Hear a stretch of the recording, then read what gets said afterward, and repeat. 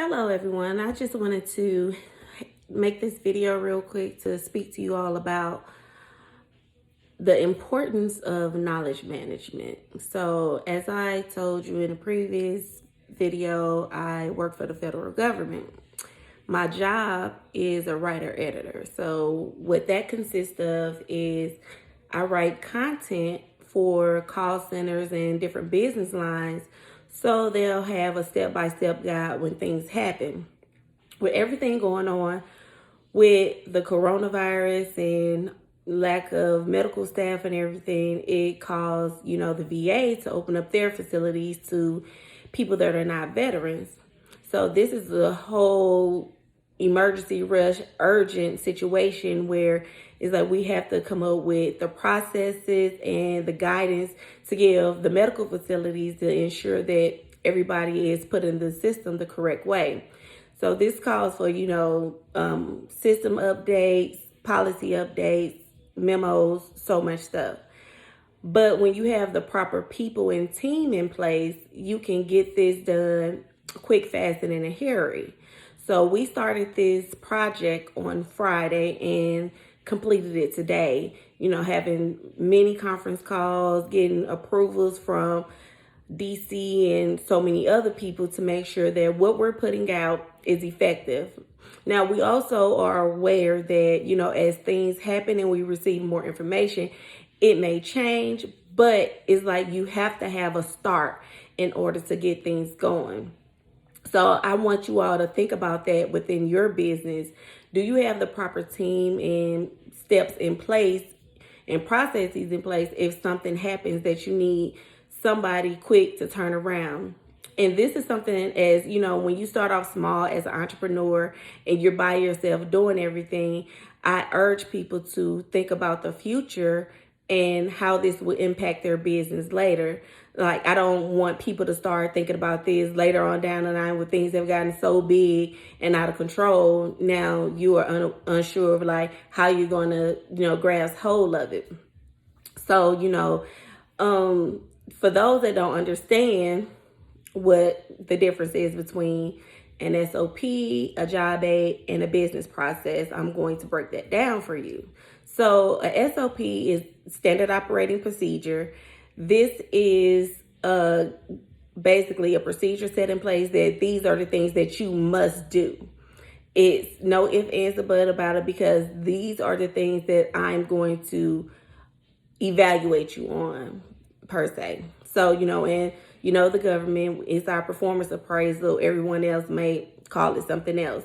But the SOP is pretty much like telling you that these are mandatory. This is what has to be done. And depending on where you are, if you have a union or things like that, it has to be negotiated and approved by the union. And if anything changes within working conditions, then it has to go back through the union so that they can say, okay, within their position description, this is good. A job aid is more so a step-by-step guide that tells you step 1, log into the system. Step 2, search this way. Step 3, do this, that, and the other. So that's what a job aid consists of. It breaks everything down so the person essentially shouldn't have any questions because it tells them exactly what they need to do for whatever process they're doing at that time. A business process is more so informational. So if they get a telephone call or, a customer comes in with a question, they can go to that business process and have the appropriate information to provide to them so that they're not, guessing and, anything like that. And it'll be the standard response that, your customers receive.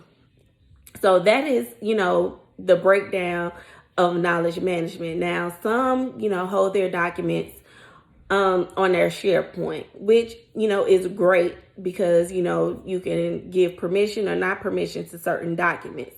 So if you don't have SharePoint and know how to do SharePoint, I urge you to, find some software. It's available through Microsoft Office 365 if you have that. Depending on if you have the Business Essential plan, you can get a SharePoint.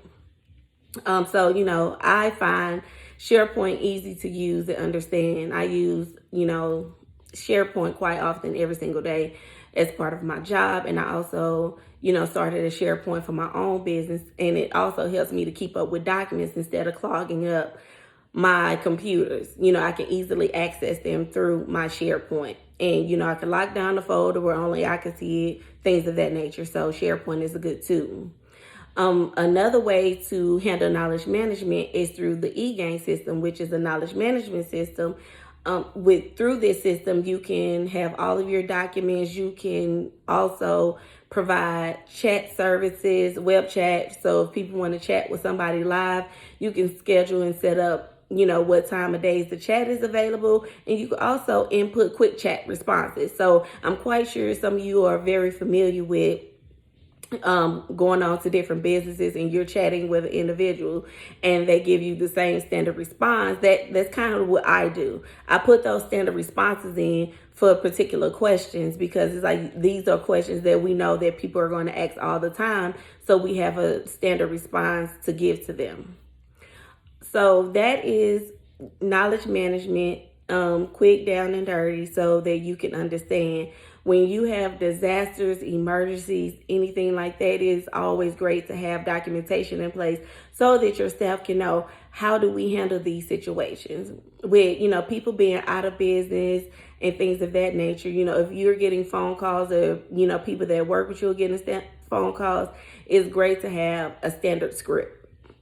And it's the same thing with call centers. Like if you ever call a call center, everybody says the same thing or giving you the same answer, that's, us. We put it in a system and you have all these drop downs, or you can search to say, like we have the coronavirus right now. So if you type in COVID-19, you'll get everything that's related to COVID-19 so that you can give the right response to the person on the telephone call. So I just want, everybody to consider knowledge management, how it will be effective for your business and help you to grow. I know that I've been documenting processes. Even with one of my other businesses, I make handmade bath and body products. So I had to start documenting how I make those products so that when I decide to hire someone, they'll know exactly the measurements and what it is that I do step by step in order to make each product, which would help me in the long run because then that would free up time for me to do other things and, grow the business even more.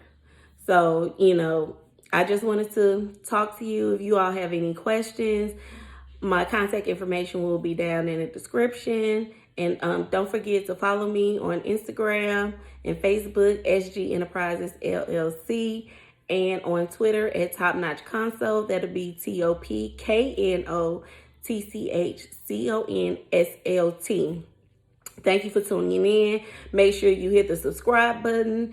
Make sure all your friends subscribe because I'll continue to give you great business advice and business tips. And if you want to know anything particular to your business, I'm available for consultations. Thank you and enjoy your day.